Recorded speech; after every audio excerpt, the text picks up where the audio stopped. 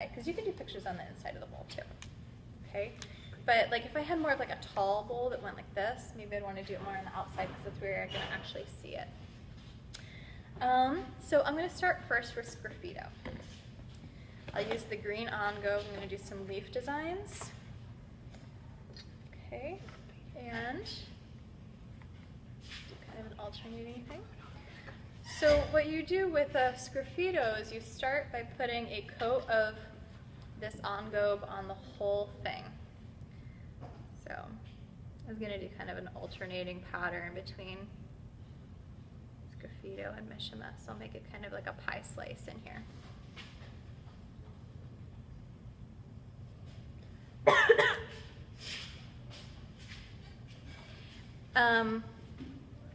Your clay should be leather hard when you do this because this is actually slip. You don't want it to be dry because you're essentially putting clay on here. And if you were to add slip or clay onto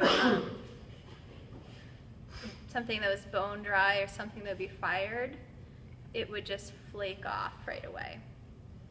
So always make sure that it's leather hard and no dryer when you go to do this.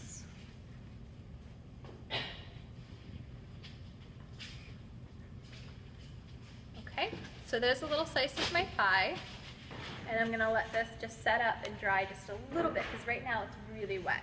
Okay, so it'll start to get absorbed. For the opposite, when we do Mishima, we actually start with wax resist first. Okay, so the reason why I'm showing you these together is because they're almost kind of like opposites of each other. So this wax resist, it's a cold wax. It doesn't need to be heated at all. You can use a regular paintbrush, but when you apply it, you need to make sure that you wash the paintbrush off immediately when you're done, or else it can dry pretty gummy.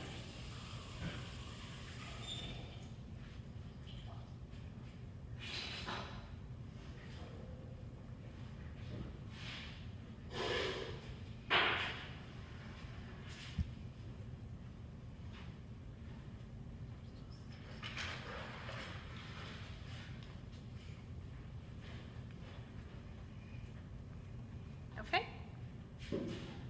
so I'll demonstrate the opposite on the left.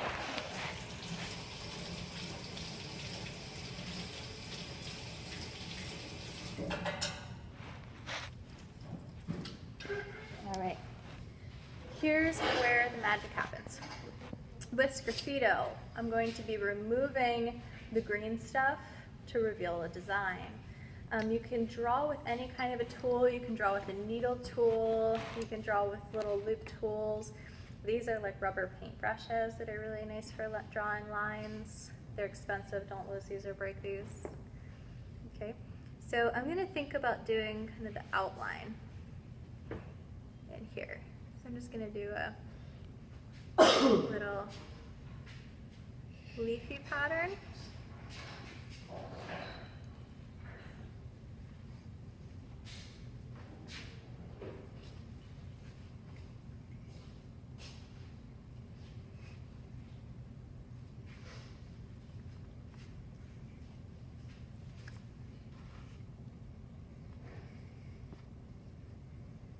Okay, so see my little leaves? And what I would do then is start to remove any of the excess clay.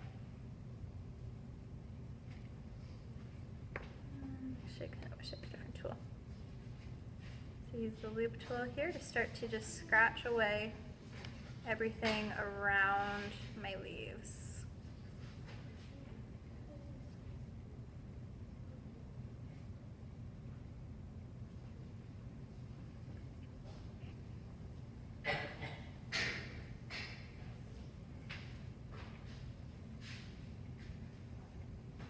Hey, maybe I want to add in like some other, I don't know, do some little circles just because I make this look pretty.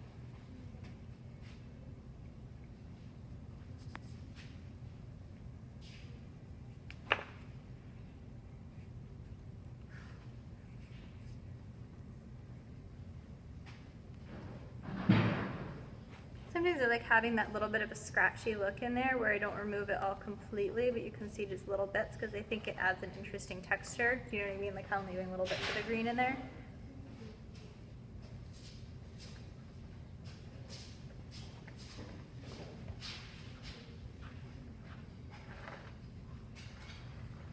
This is where I wish that in real life I could now be a time-lapse video. And this would go really quickly. But I don't have that real life ability. So I'll just carve away a little bit more. And I think you all start to get the idea.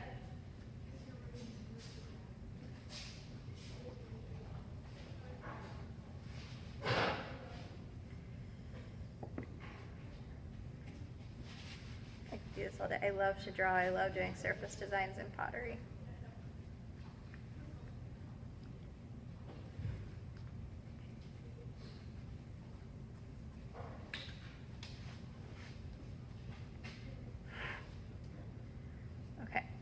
So now say I want to add some little details into the leaves. I don't really like using the needle tool for it because you'll see that it does a line, but then you kind of get some little goobers in there. I'm just not super crazy about that look. So I really like using one of these thin little loop tools instead because I feel like it just removes that area a little bit better. The line's a little bit thicker. Okay. So that's really a personal choice for you guys if you want to do any kind of details and line work, you can do it that way. Okay. So just imagine if I kept going, that I'd have all this space around the leaves taken away.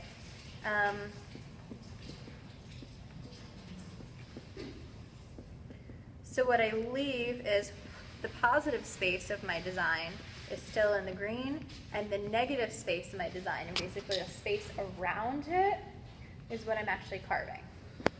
Any questions about Sgraffito? Okay.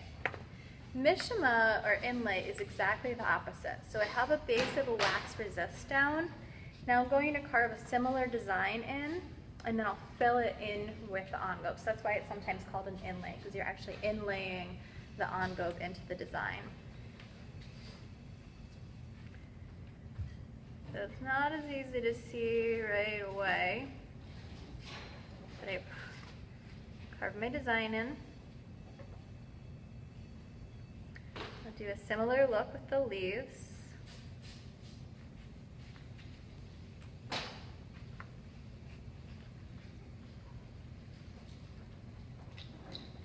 And with inlay, you can even get like really beautiful little pencil thin lines with this technique.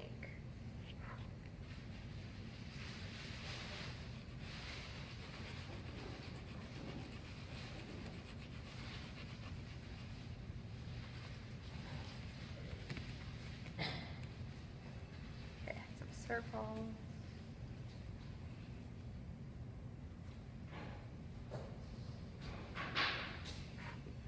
Get rid of those little goobers. Okay. Now I will add in my wax or my engobe colored slip on top of this, and so that I am literally just filling these grooves in with the engobe. So any idea why I put the wax resist on first? Because it will only stick in the places that you scratched it on. Exactly, yeah. It'll stick in the areas where I scratch that wax away. I didn't learn that technique at first. When I learned how to do this, we didn't do that, and you'd have to just like immaculately carve it away. And then I learned this trick with the wax resist, and it made my life like 1,000 times easier. So you guys get to learn the secret trick right away. I'm gonna let this dry just a little bit first. While it's drying, just carve this away a little bit more. You guys should have done that one first.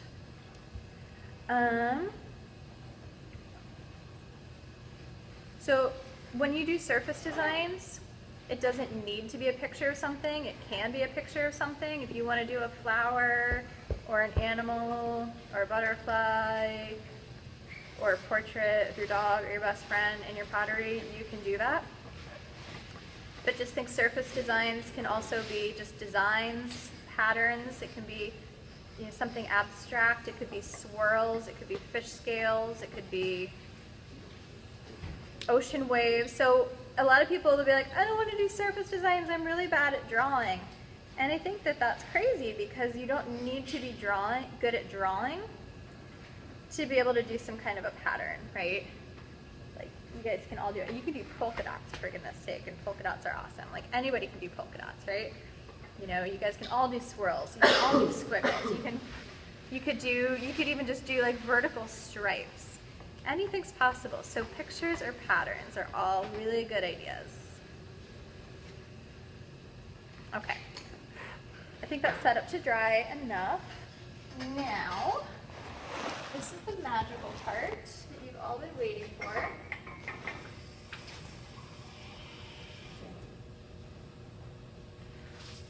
So, I was just thinking, I'll grab some examples that I have over in the other room of some Mishima. I have one with some really thin lines. So you'll take a wet sponge, and you'll be careful not to wipe really hard, because you'll actually kind of wipe it out of the grooves. But I just start to dab this off. So see how I'm really lightly dabbing? Almost as if, you know, you were going to clean out a cut or a wound or something. You wouldn't just go in and be like, that would be terrible. Just dab. Dab in a real gentle way.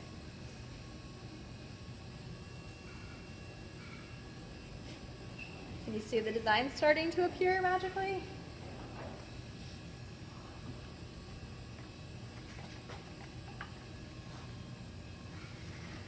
Okay.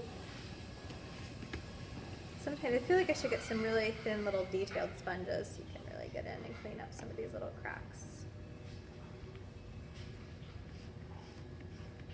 But that's it, okay? That is the essence of Mishima. So can you guys see how they're almost kind of opposites of each other? Okay. You know, with Sgraffito, you paint all the envelope on and then you scratch out around it. With Mishima, you put the wax resist on, you carve the line that you actually want to be the color, and then fill it in. Okay. Any questions about either of these techniques? All right, cool. Tomorrow I will show you how to do stenciling and slip trailing.